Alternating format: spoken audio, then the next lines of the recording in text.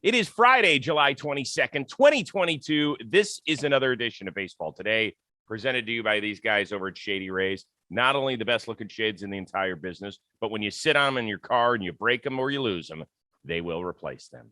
That is Trevor Plouffe. I am Chris Rose. We are joined by producer Dan and intern Alden as well.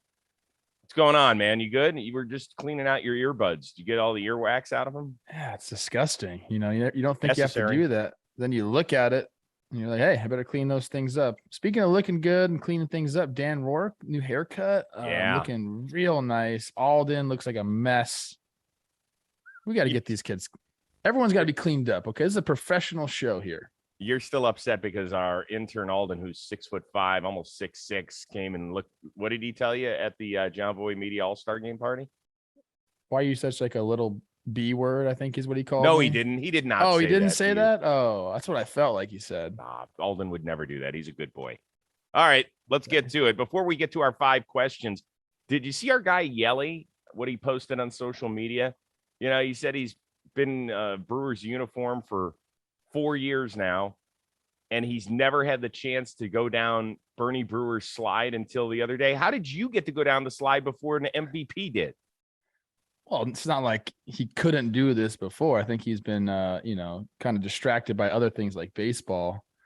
I love Yelly. I love his social media game because every once in a while he'll just put out some bangers. Like this one's okay. Like, you know, he got me on the April Fools. There was that one thing like with the lockout where he's like, oh, I got to go play baseball. Like he does a good job on his social media when he's on it doing it. I think he does a really good job. I want to hear more from Yelly. Like he's such a cool cat, you know, so collected and calm. And, you know, sometimes we think that he's just really quiet, but I've been around him where he lets loose and he's a funny dude. He's really funny. Very funny. His humor is excellent. Very dry sense of humor. The slide is, I've been on the slide now.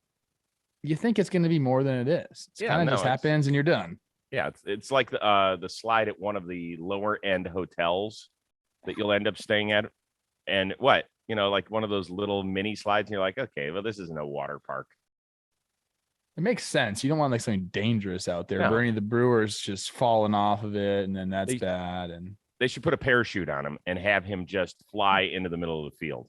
Let's see if he lands safely. Okay. All right, let's get it going. Reason I'm wearing an Angels hat. Shohei back on the mound for the first time in half number 2. My gosh, the run he's been on lately. 6-0, 0.45 ERA, 58 strikeouts in his last 6 starts.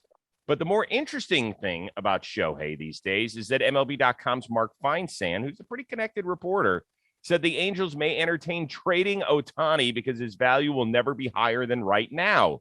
Could Show be on the go?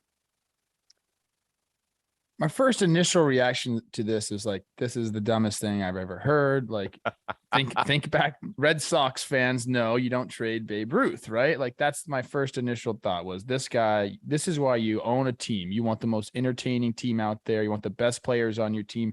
You got them. But then I started really thinking, you know, they have Mike Trout there, Rendon. Those are massive contracts. And Shohei, you keep him if you think you can re-sign him. I think that's the whole thing. The Angels really have to figure out, can we re-sign him? Is he going to want to stay with us? If that's the case, then there's no trades ever. You want Shohei in an Angel uniform for the rest of his career. But if you're starting to get the idea that he wants to go play somewhere else, he wants to go play in the other LA team or wherever, then I think you can start to entertain it. Now, this is similar to the Juan Soto thing. Like, what kind of package do you have to put together for a Shohei Ohtani type player? It's got to be massive. But, you know, if they do it now, there's two years, essentially 2 postseason runs is what the article I read said, which makes a lot of sense to me. 2 postseason runs if they do it now. If they wait to the offseason, it's 1, the value gets less. If they're going to do it, I think now is the time. And again, to me, the only reason you would do it and even consider trading a guy like Shohei is if you don't think you can re-sign him. That's it. And I think they have an idea of that. So we'll see how it goes. So they have until August 2nd to extend him. Wow. I mean, it's not going to happen. Now you say that, Chris, then he's out. It's not going to happen. But how could you then keep him around in good faith? The rest of the year is wasted. I mean, it's great to get the gate of Ohtani pitching every 5 or 6 days, but we went to an Ohtani start. I get it. It was against the Rays, and it was a 4 Tuesday, o'clock 1 start o'clock, or whatever. Yeah, I mean, whatever it was. So I understand that it's not under the lights and when people have time, and if it's a Saturday night, you're going to get a jam-packed house, you would hope. But I don't think that happens every time Ohtani pitches anyway. So I think that's the way you have to look at it. It's simply a business transaction at this point. He cannot walk. He cannot walk. He is a compensation pick for Shohei Ohtani. Please. And what are you going to get for him in the offseason? I guess you could look at the Mookie Betts and the Francisco Lindor deals. And, obviously the guy who's been the best part of the Mookie Betts deal has been Alex Verdugo, and he has been a very solid major league player. In the Francisco Lindor deal, Andres Jimenez just started at second base for the All-Star game, and Ahmed Rosario has been a solid shortstop. They'll never measure up to those guys. Certainly not Mookie. I mean, you could make an argument about Francisco Lindor, who has a bit underperformed in New York. That's kind of what you're looking at.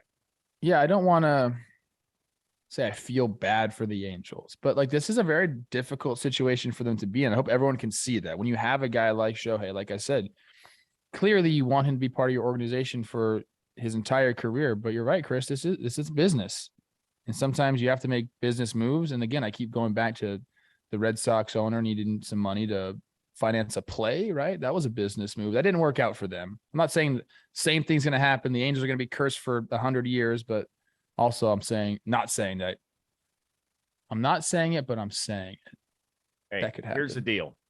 For baseball, it'd be great if he got traded to a contender. It's simple. I'm sorry, Angel fans.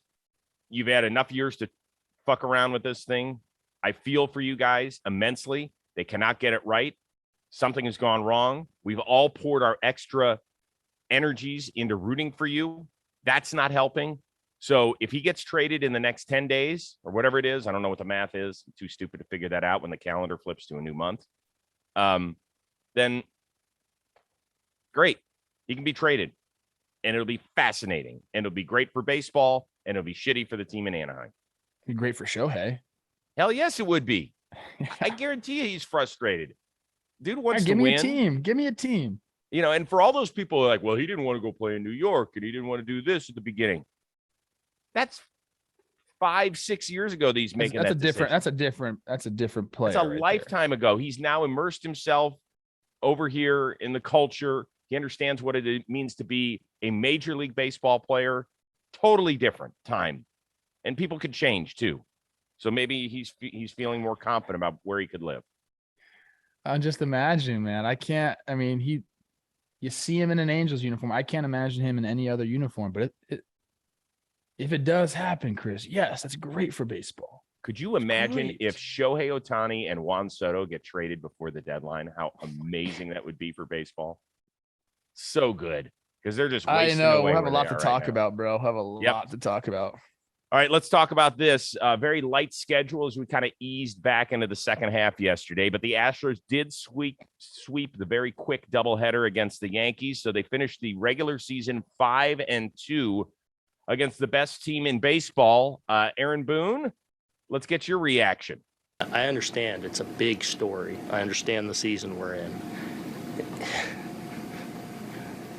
It's not going to matter unless October. So we're gonna, if we happen to come back here in October, we're gonna show up.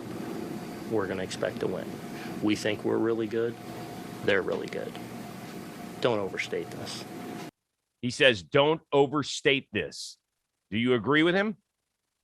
I tend to agree with Booney, but either side is going to have their take on what happened. If you're the Astros and you go 5-2 against the Yankees, and we're really close to even having a better record than that, you say, look, we took care of this team. When we come to the postseason, no problem. We know that we can beat them. If you're on the Yankees side, you say, you know what? We're a really good baseball team. Regular season doesn't matter. We'll see you in October. That's just the way you approach things. I don't think it matters. What I do think kind of matters more than this is the fact that the Yankees have been bounced by the Astros 3 times since 2015 in the playoffs. I think it was 2015, 2017, 2019. So there is that too. Like they got to get over the hump, not only in this regular season, which happened this year, but the postseason. I think that's kind of like why does that matter? That if anything, the regular season matchups were the guys who are going to be competing in this year's playoffs. means more than when they got bounced in 2017. Like there's a lot of guys that have changed teams since then. I agree, but think about what happens with the Minnesota Twins and the Yankees. Those are all different teams. I used to think the exact same thing. Who cares what these guys did, 2 years ago? But there's something going on there. The Yankees have the Twins numbers, and the Astros, when I know there's been some stuff going on, but they've had the Yankees number in the postseason as well. So you can't be a Yankee fan and say that about the Twins and then not think that about the Astros too. Like, they do have to beat this team. They're very capable of beating this team in the postseason, but I don't think these two games or this regular season matters as much. The postseason, Booney's right. That's when it does matter.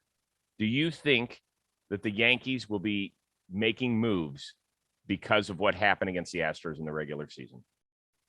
No, I don't think so. I think they're going to make the moves that they were always going to make. I don't think they change because of this season series. No. You don't think it's to try? I mean, they're trying to get to the World Series for the first time since 2009.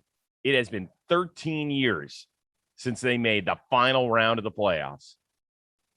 You don't think they're trying to figure out which team? They know they've got to get past the Astros. They know it. The rest of the teams they look at. What do you do? What moves you talk about? Like a real lockdown lefty reliever to get Ohtani out? Like that seems right. But what else? I think they need another outfielder. I think a center fielder. I think a Brian Reynolds type, once he's healthy, can certainly help them out, make them a deeper lineup. Dude, did you see what they hit against the Astros in the season series? They were horrible. They led for 2 of the 64 innings. And that's when they one walked guy's them not off going to change twice. that, though. One guy's not going to change that. And I don't think you have to look at it like that. I think you have to improve your team no matter what. It doesn't just because you lost to the Astros, you're not going to improve your team. Like, you're going to improve your team because you know that you're deficient in an area. So they're going to go after the people regardless of what happened. If they swept these 2 games, are we talking the same way? But they didn't. I mean, if my aunt had she'd be my uncle. I love that saying, by the way. We've been talking about the Yankees and their upgrades they need to make before these 2 games. Like, they're going to make the same upgrades. The one thing I'll say, if they want to go and try to shut down Jordan, go get. I mean, he hits lefties and righties, so what does it matter? By the way, find someone Jordan can't hit and go try to trade for him. Guy didn't see live pitching for 2 weeks, and his first at bat back, they brought him in to pinch hit in the first game, and they intentionally walked him. And then in the second game, he hits an opposite field home run in the first live pitching he's seen in 2 weeks. Can you, just as a former ball player, how much respect you must have for something like that?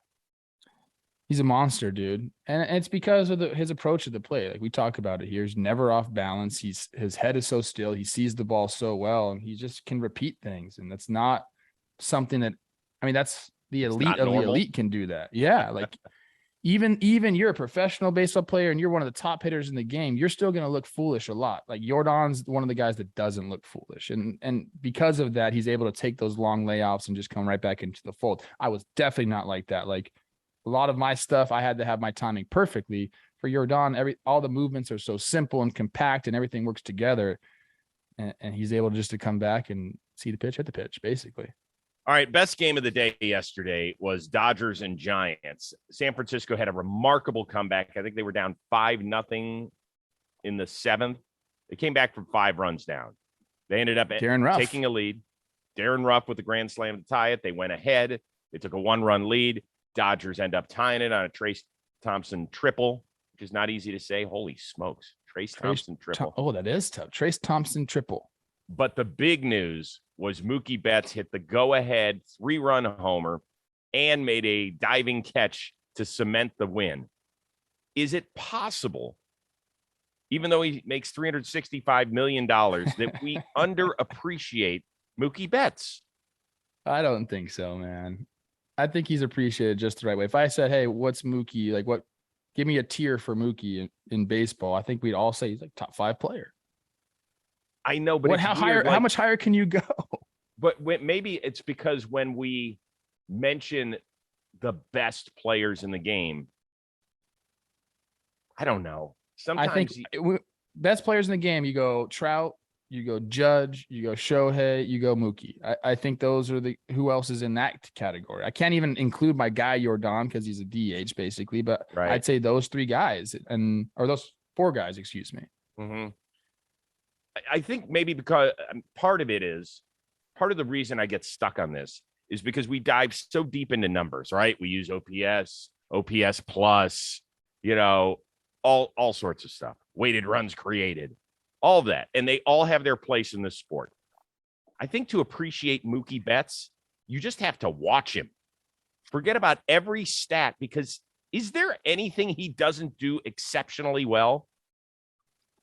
No, I mean, he does everything the right way. And this goes beyond baseball too. He's just one of those people. Right. He just can do everything well. He's an athlete. He's not your typical athletic frame, which is kind of cool to watch him kind of run around. What is he listed at? 5'9", 180. He ain't a big dude. But yeah, we watch him on the baseball. He can run, he can play defense, he can, obviously hit with power, and he's got a knack for big moments. He's confident like that. Like if he goes through some ruts, that's why the Dodgers traded for him and gave up a lot for him at the time.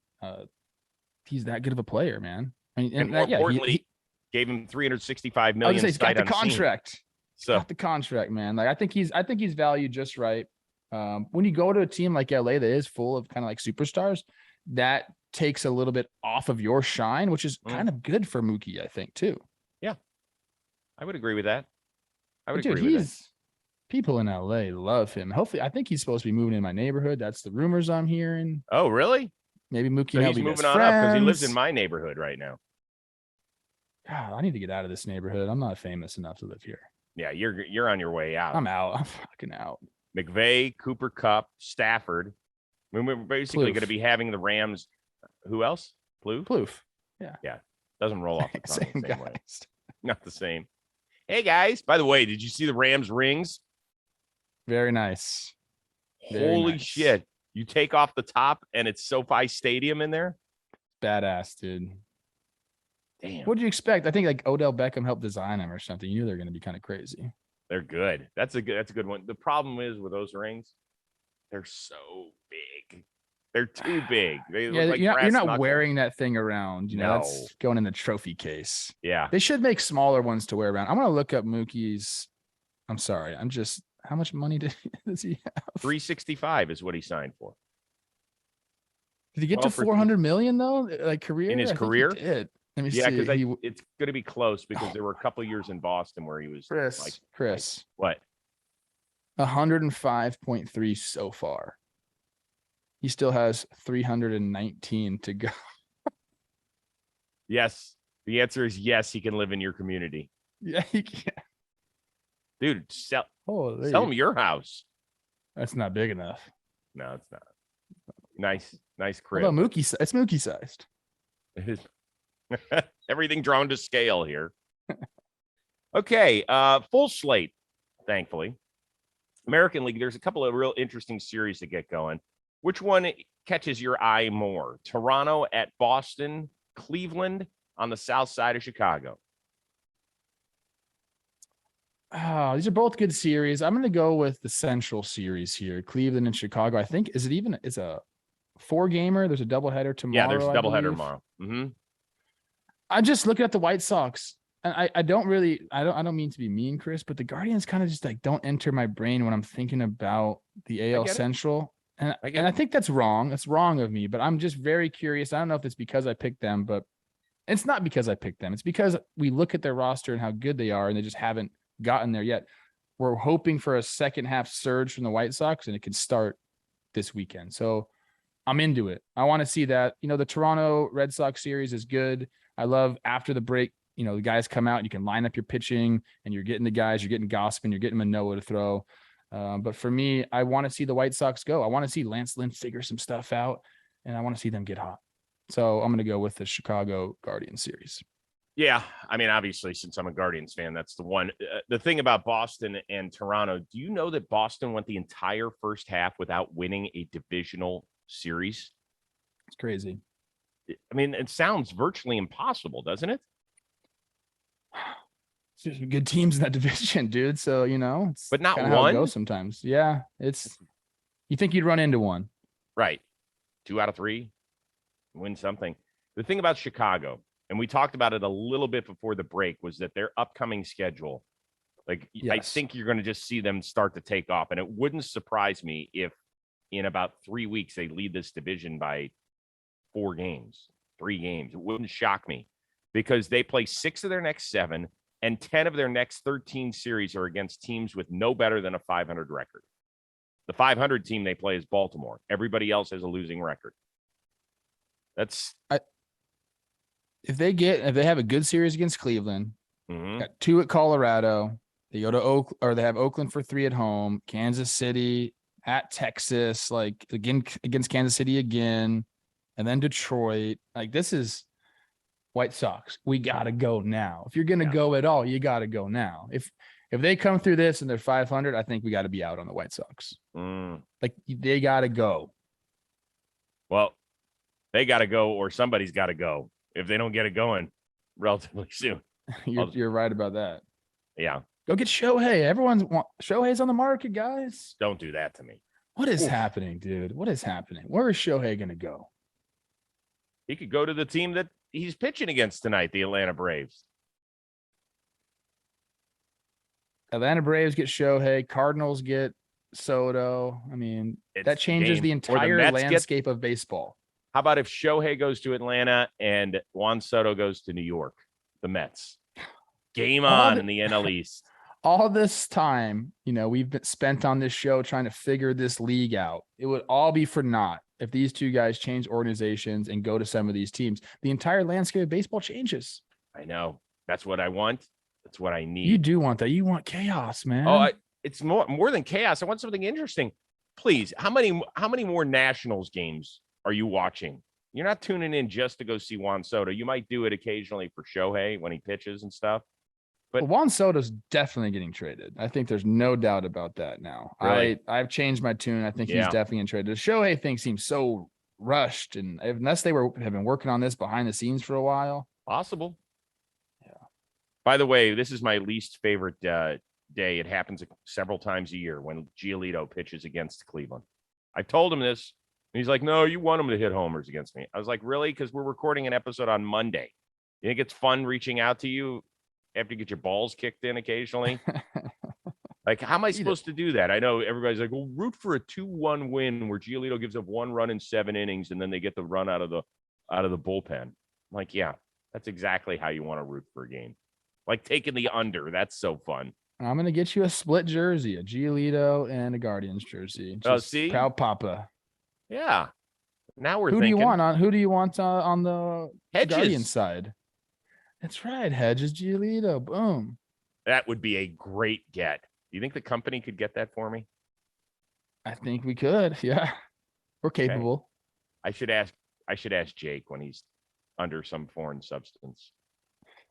Like all the time. He got something different going on, that guy. I don't know. He drank some paint growing up. Before we get out of here, I want to give a little love to Edwin Diaz. A remarkable story that our intern Alden Stone found in The Athletic about what happened in Tuesday's All-Star game. David Bednar, who is a first-time All-Star of the Pirates, got up in the 4th inning. He was called basically like the fixer. All right, that's what happens. They're using starting pitchers the first 5 innings or so. But there is a reliever who gets up if one of the starting pitchers gets in trouble because they don't want him throwing too many pitches. That guy happened to be Tony Gonsolin, who gave up the back-to-back homers. And so Bednar got up, and then Gonsolin wiggled out of it, and he sat down.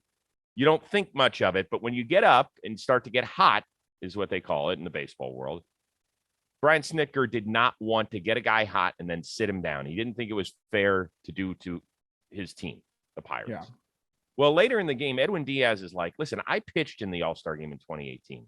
I want David Bednar to get my inning later in the game. So he went to the bullpen coach, France, who called Kranitz, the pitching coach, and said, hey, listen, these guys want David Bednar to take Edwin Diaz's inning.